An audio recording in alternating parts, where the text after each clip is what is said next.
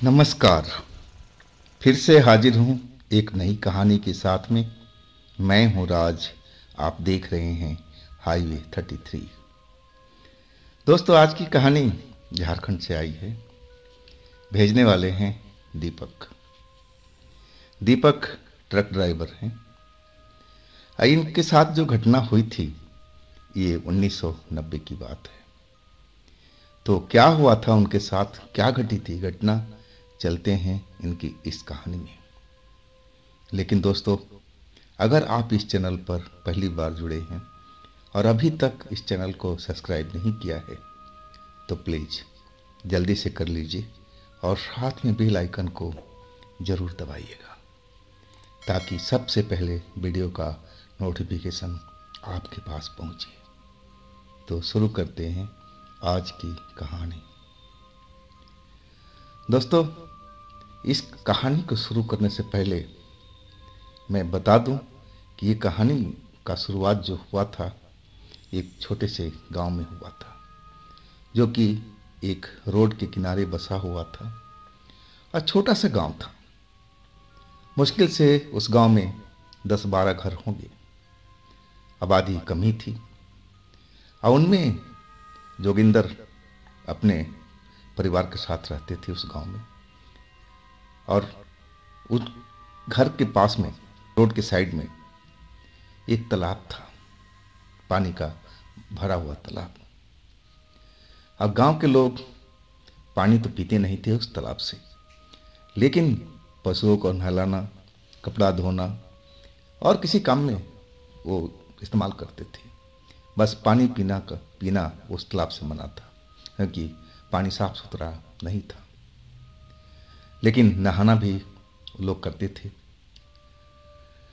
और जोगिंदर के पापा जो थे, अब एक उन्होंने उसी तालाब के जो रोड साइड वाला जो एरिया था वहाँ पर उन्होंने एक ढाबा खोल रखा था। और उस ढाबे पर ट्रक वाले आकर रुकते थे, क्योंकि वहाँ पार्किंग करने का बहुत खुला जगह था। और वहाँ पर ट्रक लगाते थे दिन के टाइम में और उसी तालाब से अपने ट्रक का सफाई करते थे और वो अपने कपड़े लत्ते भी धोते थे। जो छोटा मोटा काम था वो करते थे। तो उनके लिए एक बहुत बढ़िया सुंदर सा स्थान था। लेकिन ये सब होता था दिन के टाइम में। अब जो दीपक ड्राइवर उस रोड से गुजरते थे दिन के टाइम में और वहाँ उस ढाबा पर काफ़ी दिन रुके थे। कई बार रुके थे, कहने का मतलब ये, कई बार रुके थे। वो ढाबा उनको पसंद भी आता था। कारण ये था कि वहाँ उनकी बड़ी ट्रक आराम से खड़ा हो जाती थी, पार्किंग में कोई समस्या नहीं होता था। और वो जो तालाब था उस पानी से अपने ट्रक का सफाई भी करते थे, कपड़े लत्ते धोते थे और नहा भी लेते थे। इसलिए वो जगह उनको पसंद थी। जब भी आते थे तो उस ढाबा पर जरूर रुकते थे। वहाँ रुक करके अपने सारे काम निपटाते थे, खाना वाना खा करके आराम भी करते थे। लेकिन उस रात को जब उस रोड से निकल रहे थे तो शायद उन्होंने नहीं जाना होगा कि रात के टाइम में वहाँ क्या होता है, उस ढाबा पर क्या चलता है।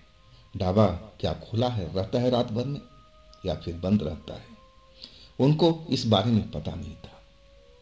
वो तो देर शाम तक रुकते थे वहाँ पर और इसके बाद अपना ट्रक लेकर के चल देते थे।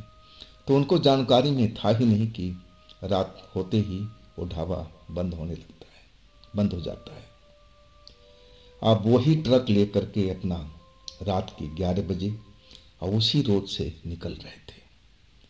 अब दिन भर ट्रक चला चला करके थक चुके थे और उन्होंने अपना टारगेट चुन रखा था उसी ढाबे को, क्योंकि उस ढाबे पर उनकी लंबी चौड़ी जो ट्रक थी आराम से खड़ा हो सकती थी और वहाँ पर सोने के लिए तख्त वगैरह बिछाए हुए थे, चारपाई भी थी।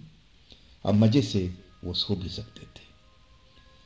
और अपना ट्रक लेकर के रात को 11 बजे जब उस ढाबे पर पहुँचे तो उन्होंने क्या देखा कि अरे ढाबा तो बंद है। अब ढाबा बंद देख करके थोड़ा निराश तो जरूर हुए। अब सोचा कि चलो जब यहाँ पर रुकी गए हैं ट्रक को लगाते हैं। बाहर में वो सब जो सोने का व्यवस्था था, तख्तों का लकड़ी का, अब वो लगा हुआ ही था परमानेंट। अब वो सोचे कि चलो खाना चाय नहीं मिलेगा कोई बात नहीं, लेकिन नींद तो अच्छी मिलेगी ना, सारा रात सो लेंगे, तबीयत फ्रेश हो जाएगा। यहाँ की थकावट उनको बहुत थी, लंबी दूरी ड्राइव करके आ रहे थे। और वही सोच करके अपना ट्रक पानी के तालाब के पास किनारे पर और लगा दिए। और इसके बाद वो होटल पर, ढाबा पर आ गए, जहाँ पर अब चारपाई तो उनको नहीं मिली, चारपाई तो शायद अंदर चला गया था जब ढाबा बंद किया होगा। लेकिन जो तख्त जमीन में गाड़ कर रखा हुआ था, और उसी तख्त पर जाकर के लेट गए, गहरी नींद में चले गए थे।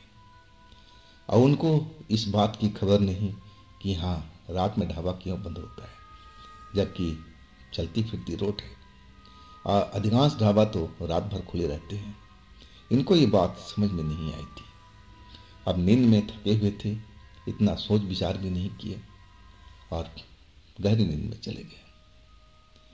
जब उनकी नींद खुली ना, तो जैसे लगा कि उनको कोई जगा रहा हो।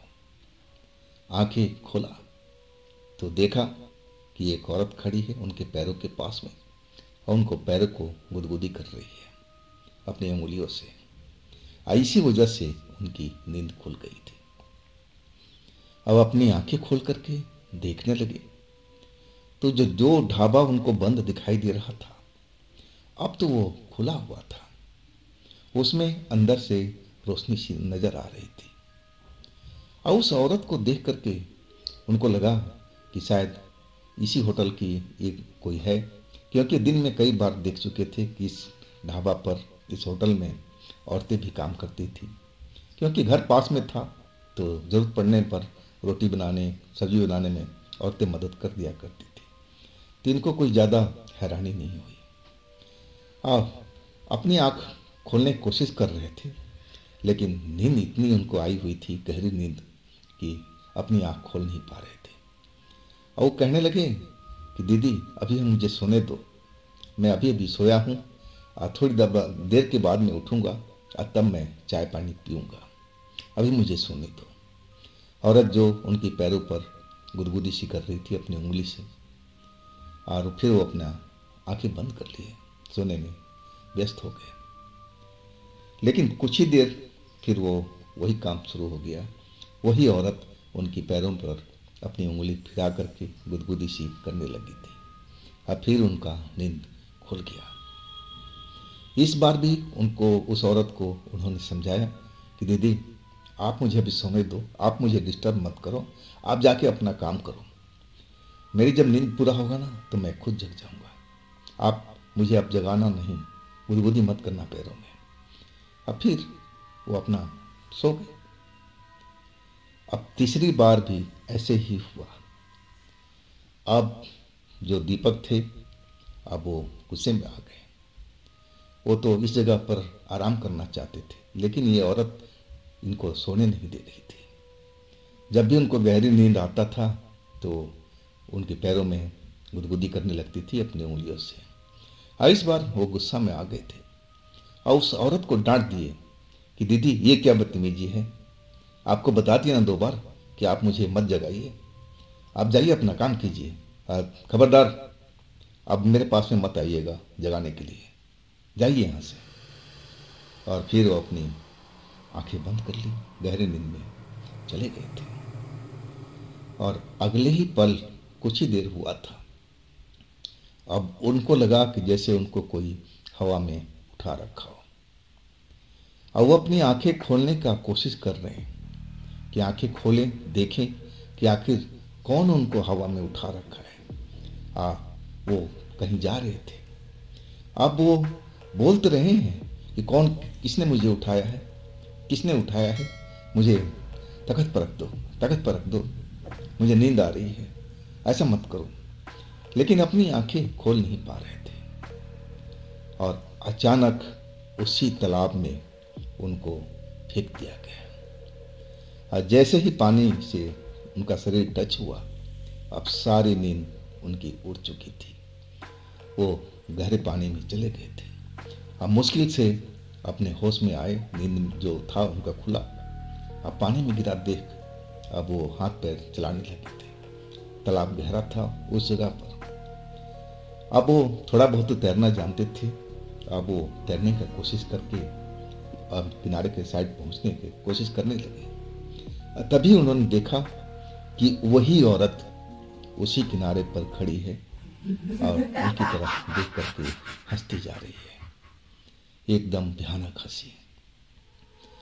अब दीपक को समझ में आ गया कि ये तो साधारण औरत नहीं है, हंसी बहुत भयानक है। ये तो कोई चुड़ैल लग रही है या फिर कोई डायन है।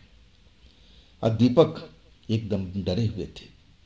और जब भी वो उस साइड किनारे पर जाते जिधर अपना ट्रक खड़ा था, निकलने की कोशिश करते किनारे पर, तभी जैसे लगता था कि उनका कोई पैर पकड़ करके अंदर के साइड में खींचता हुआ लेके जा रहा है। और फिर वो पानी में फंस गए थे। कई बार तो लगा कि उनकी सांस रुक जाएगी। कई बार वो भरपूर पानी उस तालाब का पी चुके थे, लगा कि उनका दम घुट जाएगा। अब भगवान को याद करने लगे कि हे भगवान, आप मुझे बचाइए इस चुड़ैल से, मेरे को रक्षा कीजिए। अब दीपक बहुत डर चुके थे।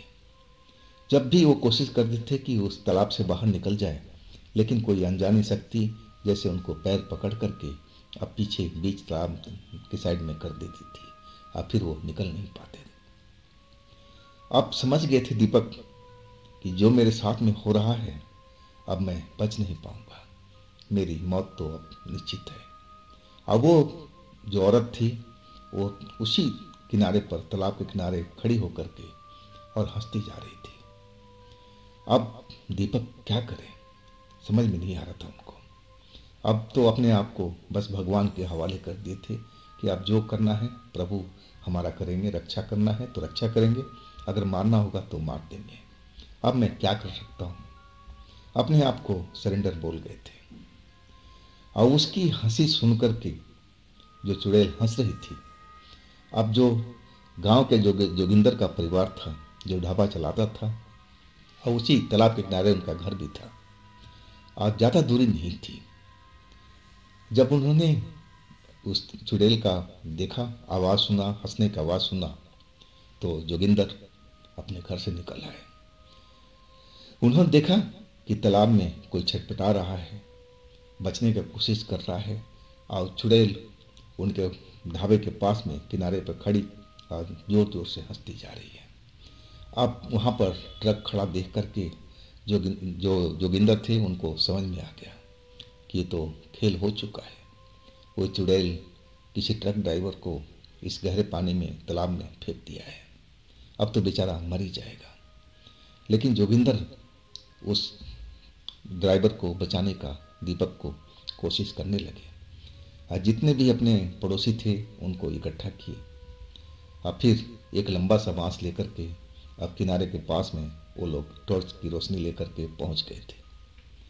अब 10-12 लोग इकट्ठा हो गए थे दीपक को बचाने में। जैसे ही सब लोग इकट्ठा हो गए, टॉर्च की रोशनी जलाने लगे, अब वो चुड़ैल जो किनारे पर खड़ी हंस रही थी, इतने लोगों को देख करके शायद, या टॉर्च की रोशनी देख करके अंधेरे में कहीं गायब हो गई थी।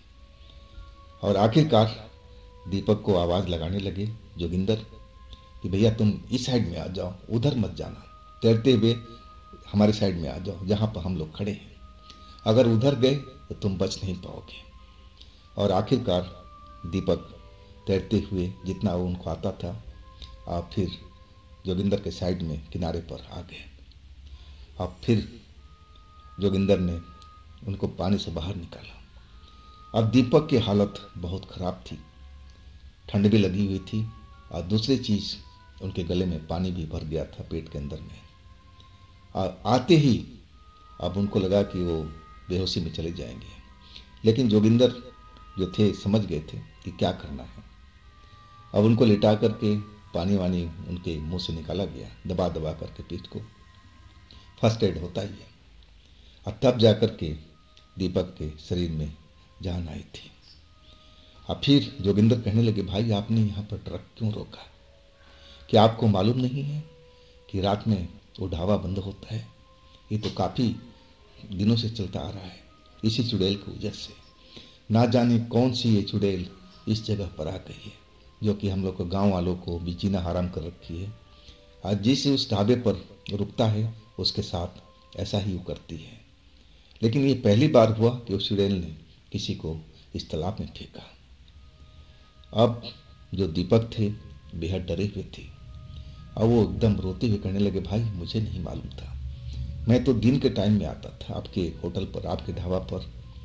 मेरी बड़ी ट्रक है, देख रहे हो ना, हर ढाबा पर इतना बड़ा ट्रक लगाने का जगह नहीं होता, लेकिन आपके पास जगह था, इसलिए मैं इसी होटल पर आकर रुकता था और इसी तालाब के पानी से मैं अपने ट्रक का सफाई वफाई करता था, कपड़े अपने धोता था। तो ये जगह मुझे बहुत पसंद था, जब भी इस होटल पर आता था, लेकिन दिन के टाइम में। अब मुझे नहीं पता था कि रात के टाइम में आपका ढाबा बंद होता, नहीं तो मैं इस जगह पर कभी भी नहीं रुकता।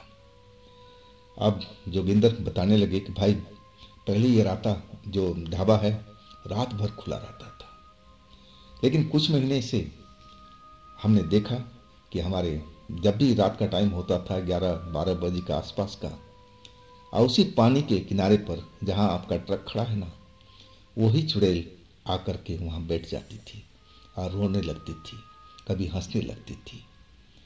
अब इसको देख कर के अब जो भी हमारा परिवार था, जो ढाबा चलाते थे, सब लोग डर गए। अब तांत्रिक को भी बुलाया गया, तांत्रिक ने यहाँ पूजा पाठ किया, गांव वाले लोग भी यहाँ पर आए थे, पूजा पाठ जब हो रहा था। लेकिन तांत्रिक तो पूजा कर गया और बोला कि अब सब कुछ ठीक है। और इसके बाद कुछ दिन तो ये चुड़ैल नज़र नहीं आई थी, लेकिन कुछ महीने के बाद फिर वही चुड़ैल यहाँ पर दिखाई देने लगी। अब दूसरा तांत्रिक को बुलाया गया, दूसरा तांत्रिक ने वही इलाज किया, इस जगह को पूजा पाठ किया ताकि ये चुड़ैल इस जगह से छोड़ कर चली जाए। लेकिन वही हुआ। अब कुछ महीना तक तो बिल्कुल शांत रहा, लेकिन ये चुड़ैल दोबारा अब देखो नजर आ गई है। अब जो दीपक थे काफ़ी डर गए हुए थे, जान बड़ी मुश्किल से उनकी बची थी उस जगह पर, नहीं तो पानी से वो बच करके निकल नहीं पाते। और आखिरकार जोगिंदर के परिवार, जोगिंदर ने ही उन ट्रक ड्राइवर को बचाया था उस रात में भी। और इसके बाद क्या हुआ नहीं हुआ ये दीपक ने कोई जानकारी नहीं दिया था, क्योंकि वो अपना ट्रक लेकर के चले गए थे सुबह होते ही। और इसके बाद उस जगह पर उन्होंने कभी रुका नहीं। तो दोस्तों ये थी दीपक जी की ये कहानी। अगर आपके पास भी ऐसी कोई घटना है तो आप मुझे इंस्टाग्राम पर या मेरे व्हाट्सएप नंबर पर ज़रूर आप भेजिएगा, शेयर कीजिएगा। और दोस्तों ये भी चैनल आप ही का है, तो इसको भी अपना प्यार दीजिए, लाइक कीजिए, सब्सक्राइब कीजिए, शेयर कीजिए। और फिर हम मिलते हैं अगले रोज़ एक नई घटना, एक नई कहानी में। आप लोग अपना ख्याल रखिएगा। नमस्कार।